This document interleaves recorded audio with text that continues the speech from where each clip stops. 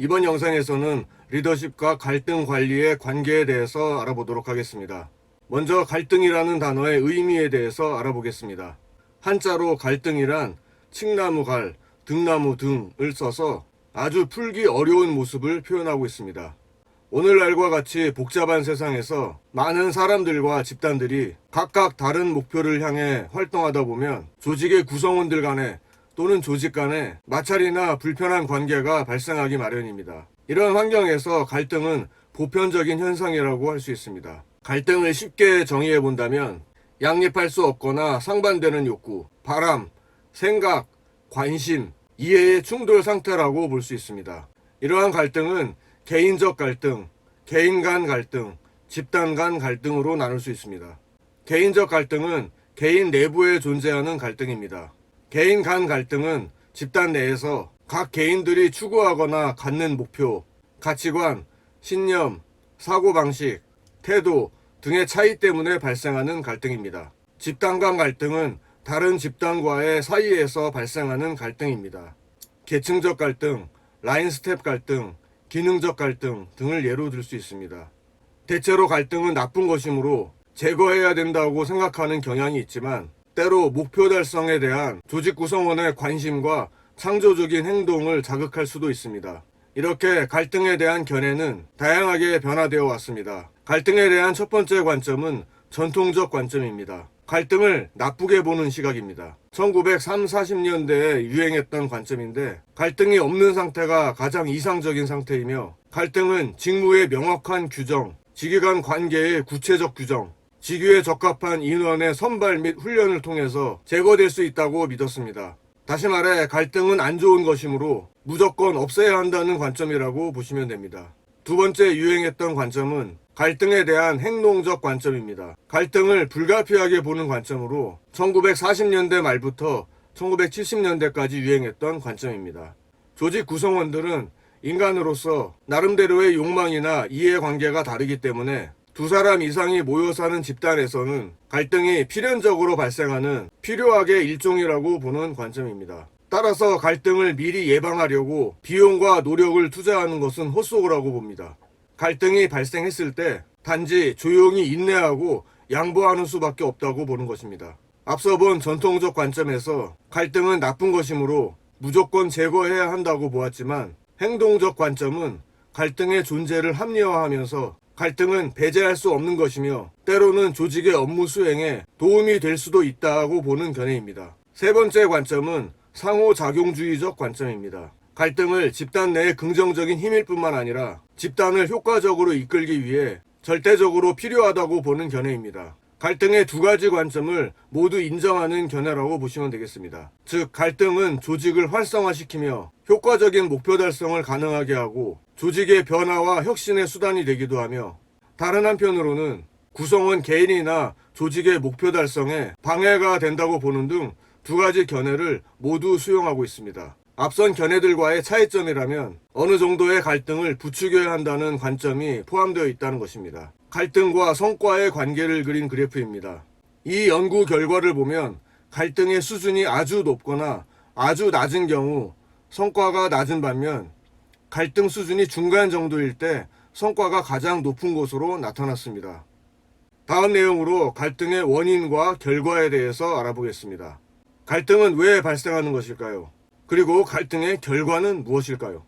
갈등의 원인에 대해 먼저 정리해 보겠습니다. 첫 번째 갈등의 원인으로 집단 목표의 차이를 생각해 볼 수 있습니다. 영업부서와 생산부서, 디자이너와 프로그래머 등 각 집단마다 추구하는 목표가 다를 경우 갈등이 발생할 수 있습니다. 두 번째 원인으로 지각의 차이를 생각해 보겠습니다. 앞서 살펴본 집단 목표의 차이는 집단 상호 간의 지각에도 차이를 가져옴으로써 집단 간의 마찰을 야기할 수 있습니다. 무엇이 중요한지 바라보는 관점에 따라서 달라질 수 있다는 것입니다. 예를 들어 생산부서는 일정한 생산 속도로 일정량의 제품을 만들어내며 주기적으로 라인을 중단시키고 기계 설비를 철저하게 정비하고 점검함으로써 생산 원가의 절감을 도모하려고 합니다. 하지만 영업부서는 변화하는 시장 수요에 맞춰 매출액을 최대로 하기 원하기 때문에 철야 작업을 해서라도 주문을 맞추었으면 하게 되고 정비 작업은 불필요한 작업으로 생각하기도 합니다.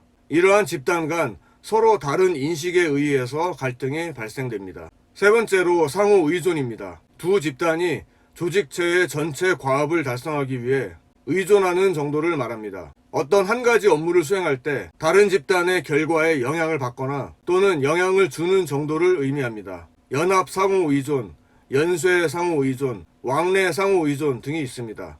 네 번째로 자원의 제한으로 인해 갈등이 야기되기도 합니다. 각 집단이나 개인은 서로 보다 나은 인적, 물적 자원을 확보하려고 경쟁하기 때문에 기본적으로 각 집단에게 주어지는 자원들이 제한되어 있으면 갈등이 발생할 수 있게 됩니다. 다음으로 갈등의 결과에 대해 알아보겠습니다. 앞서 설명드린 여러 가지 이유로 발생된 갈등은 또한 여러 가지 변화를 가져오게 됩니다. 이 변화를 집단 내의 변화와 집단 간의 변화로 나누어 정리해 보겠습니다. 먼저 집단 간의 갈등은 집단 내에 경쟁심을 유발시키고 상대방으로부터 위협감을 느끼게 함으로써 집단 구성원들 간의 응집력을 증대시킵니다. 두 번째로 외부로부터의 위협에 일사불란하게 대응할 수 있는 보다 강력한 독재적 리더십을 요구하게 됩니다. 세 번째로 외부에서 발생한 갈등으로부터 집단을 보호하고 이에 필요한 구성원의 역할을 강조하게 됩니다. 네 번째로 규범을 준수하는 것이 집단 성과와 구성원들의 개인적인 만족보다 더 중요한 목표가 됨으로써 집단이 경화되는 결과를 가져옵니다. 이상 정리한 갈등의 결과는 집단 내의 갈등이었고요. 다음으로 집단 사이의 변화를 알아보겠습니다.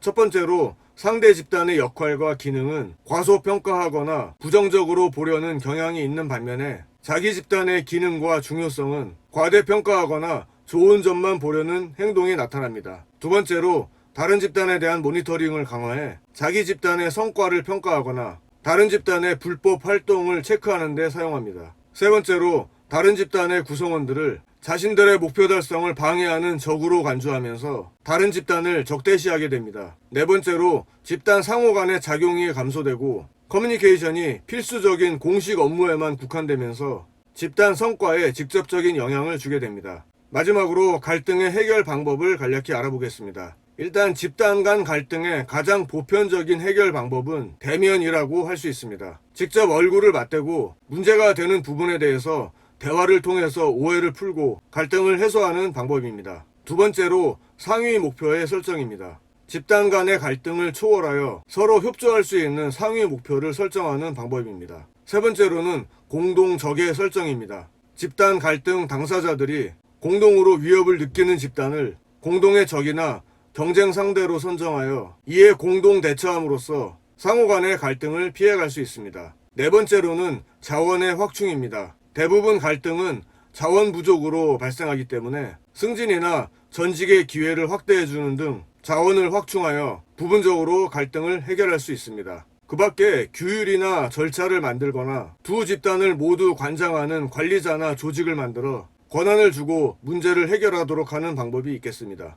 이상으로 이번 영상에서는 조직에서 리더가 꼭 해야 할 역할 중에 갈등 관리에 대해서 알아보았습니다. 여러분의 구독과 좋아요는 다음 영상 제작을 위해 큰 힘이 됩니다.